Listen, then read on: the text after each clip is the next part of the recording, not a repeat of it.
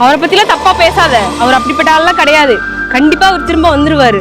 அவ கண்ணுல மட்டும் மாட்டினா கண்டம் துண்டமா வெட்டி எரியாம விட மாட்டேன். என்னடி எல்லாத்தையும் எடுத்துட்டு வந்துட்டியா? எடுத்துட்டு வந்துட்டேன்டா. அப்புறம் வீட்ல இருந்து கொஞ்சம் நகையும் பணமும் கூட எடுத்துட்டு வந்திருக்கேன். என்னடி சொல்ற? எடு பாப்போம்.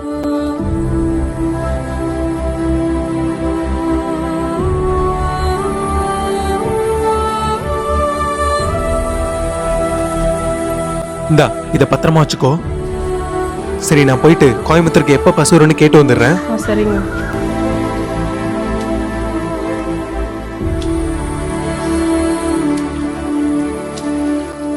பிரியா, பணமும் நகையும் உங்ககிட்ட இருந்தா சேஃப் இல்ல.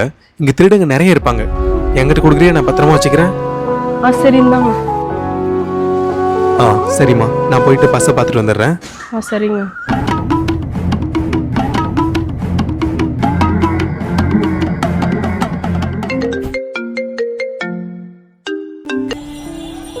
ஹலோ, சொல்லுடா.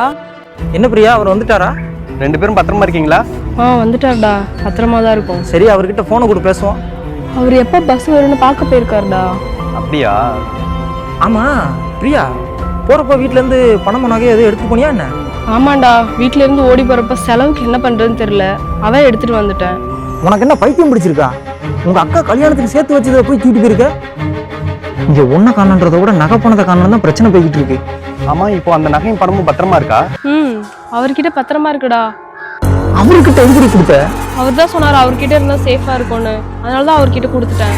ஐயோ, சரி, அவர் போய் எவ்வளவு நேரம் ஆச்சு? அவர் போய் ஒரு 1/2 மணி நேரம் இருக்கும். கன்ஃபார்ம், கண்டிப்பா நகையும் பணத்தையும் எடுத்துட்டு அவன் ஓடி இருப்பான். கண்டிப்பா அவன் திரும்ப வரமாட்டான். அவரை பத்திலாம் தப்பா பேசாத. அவர் அப்படிப்பட்ட ஆள்லாம் கிடையாது. கண்டிப்பா அவர் திரும்ப வந்துருவாரு. அவனையும் அவளையும் எங்க பார்த்தாலும் கண்டம் துண்டமா வெட்டி எரியணும்டா.